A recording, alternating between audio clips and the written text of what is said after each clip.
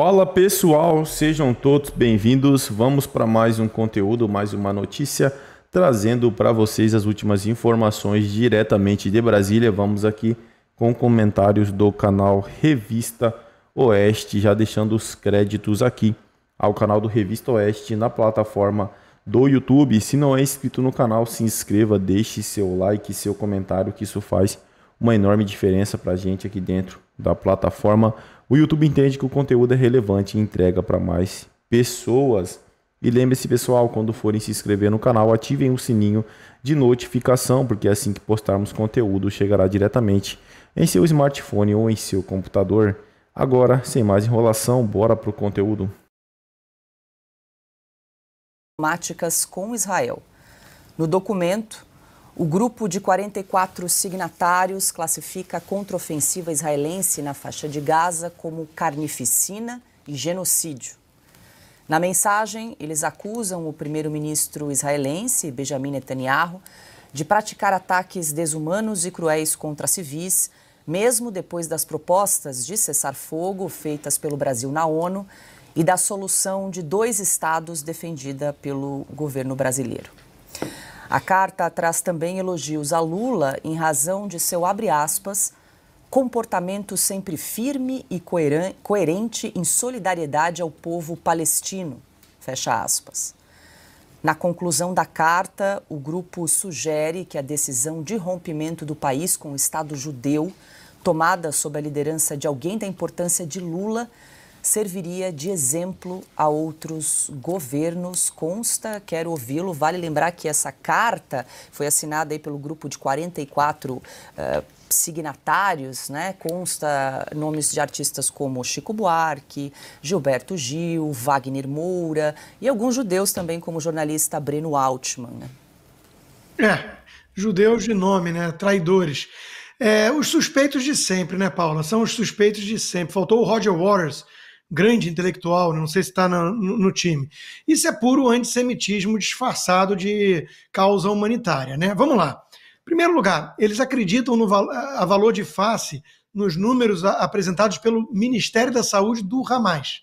Então, a gente viu logo no começo da reação israelense, né, aquela bomba no hospital, falaram que mataram 500 civis palestinos, depois descobriu que não era do Israel, o ataque, que não tinha morrido quase ninguém, que era um estacionamento, enfim, e por aí vai. Então, são números mentirosos, inventados pelo Hamas. Não tem Ministério da Saúde. É um grupo selvagem terrorista cujo objetivo é eliminar judeus. Aí vem, obviamente, a questão de que o próprio Hamas mantém as suas crianças, as suas mulheres, os civis, como escudos humanos. Então, lá em Rafah, Israel está avançando com tanques e tudo, e óbvio que vai ter baixa civil, porque Hamas usa o próprio povo palestino como escudo humano. Eu acho que essa preocupação devia constar na lista dos intelectuais e artistas. Aí pedem um cessar-fogo unilateral. Até o grande, renomado jornalista Guga Chakra, no Globo, né, disse que se Israel fizesse isso, os reféns iam ser libertados.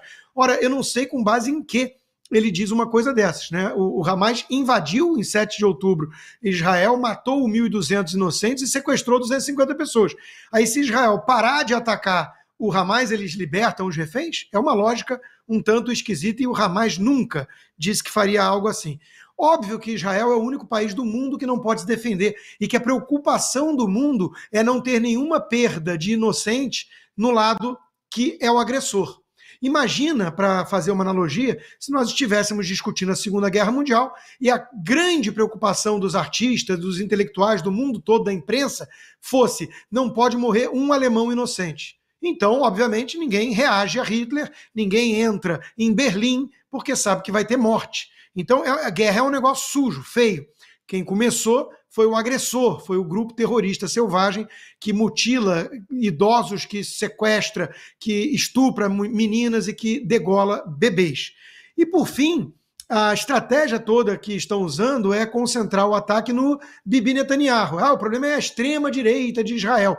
Eles ignoram que existe um gabinete de guerra, do qual faz parte o Benny Gantz. Ninguém mais, ninguém menos do que a oposição à esquerda do Bibi Netanyahu. Eles tomam as decisões em conjunto, até porque não é algo controverso em Israel que tem que entrar em Rafah e que tem que eliminar o Hamas tirá-lo do mapa, do poder, do controle.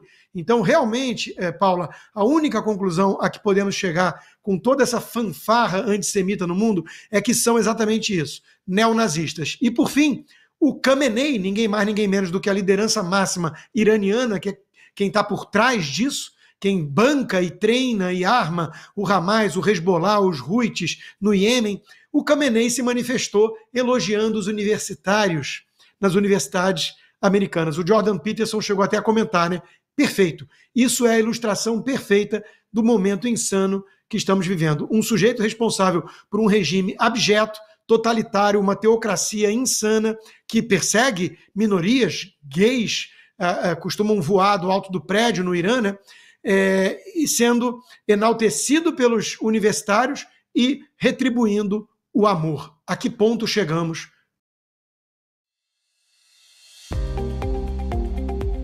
Citei nomes de alguns artistas, Chico Buarque, Gilberto Gil, Emicida também, Wagner Moura, José de Abreu também assinou a carta, alguns políticos como José Dirceu também, João Pedro Stedley, do MST, enfim, a carta ali tem 44 signatários nessa carta enviada aí ao presidente Lula.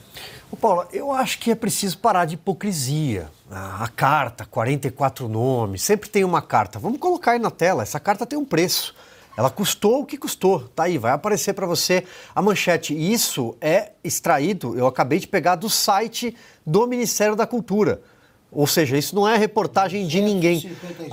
A captação de recursos da Lei Rouanet aumentou 255% no ano passado, que é uma cifra. Vamos para o próximo print. Tudo isso extraído do site do Ministério da Cultura. Eu fiz isso agora. Olha lá, em 2023, projetos aprovados para a captação via Lei Rouanet totalizaram 16,6 bilhões de reais. Esse é o preço dessa carta. Foi isso que custou. O valor efetivamente captado junto a empresas ou pessoas físicas interessadas em apoiar e patrocinar projetos culturais foi de 2,2 bilhões. Nos primeiros meses só deste ano também, o valor de captação foi de 33 milhões. Então, do que a gente está falando? A gente está falando de dinheiro. Dinheiro. É por isso que essas cartas aparecem.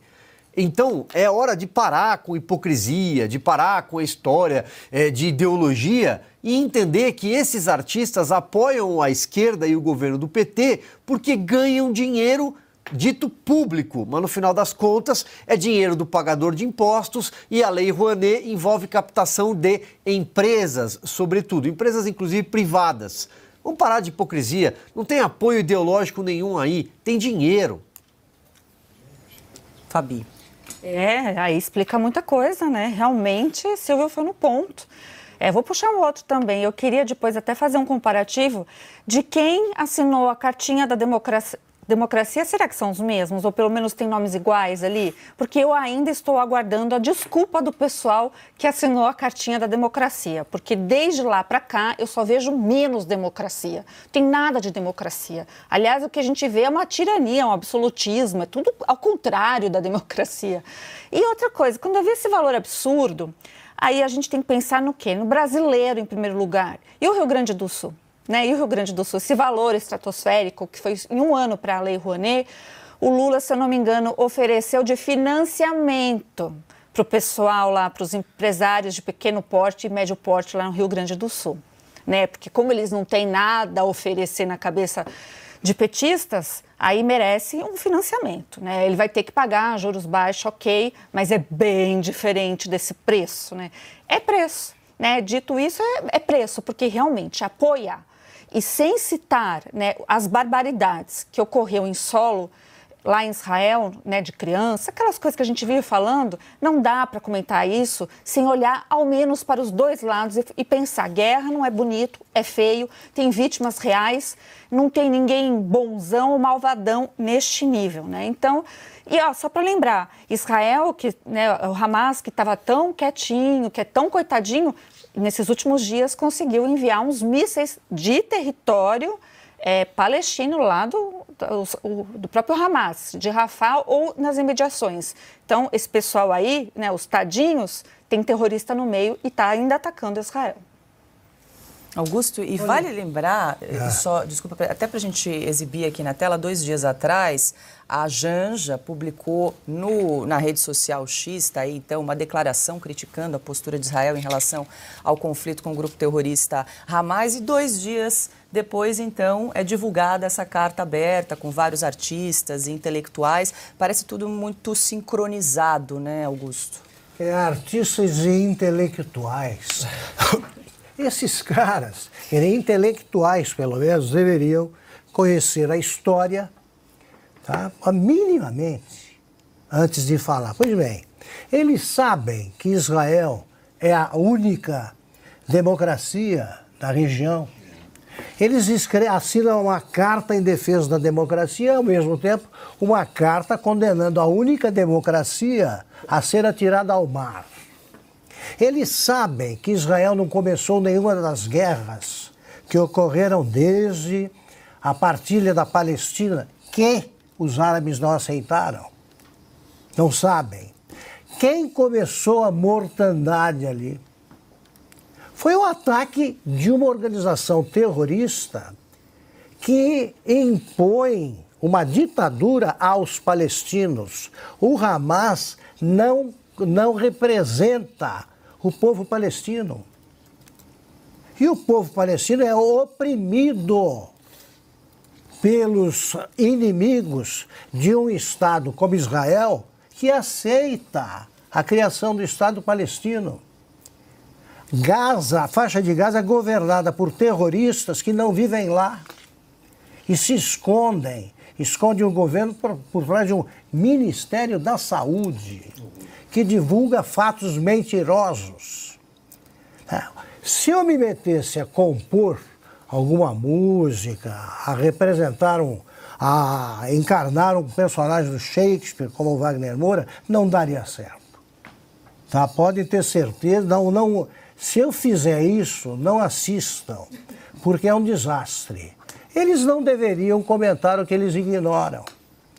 O que eles ignoram. O Chico Buarque é a prova de que pode conviver no mesmo corpo. Eu repito isso. Um autor de boas músicas, algumas letras são ótimas e pode conviver com uma besta quadrada em política. Ele apoia Cuba, ele apoia as ditaduras e aqui ele exige a ditadura que vem sendo destruída pelos políticos e juristas dos quais ele é devoto. Isso acontece quando um cara não entende do assunto e se mete a opinar. Que importância tem essa carta? Nenhuma. Ele só pensa o mesmo na verba do governo. Silvio. Eu só fazer um complemento, Augusto, e é muito triste ver isso partir do Brasil. Basta você ir ao Google, senhor artista ou intelectual, procure a resolução 181 da ONU, procure saber quem foi Oswaldo Aranha, procure saber o papel do Brasil na criação do Estado de Israel, procure entender o que aconteceu em 1948. Basta, porque eles não leem nada, é só dinheiro e hipocrisia. Consta levantou a mão para fechar?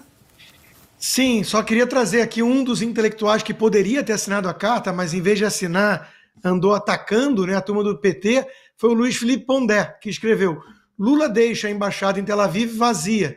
Isso sinaliza uma crise diplomática grave. Parabéns aos judeus petistas pela sua estupidez. Mais atos antissemitas por parte do governo petista virão. Muito bom, só que o Pondé esquece, né, ou finge esquecer, aí é um certo cinismo intelectual, que ele mesmo publicou a seguinte coluna na Folha de São Paulo: entre Bolsonaro e Lula na disputa eleitoral de 2022, petista é o menos ruim. E ainda colocou que Lula podia ser alguém apaziguador.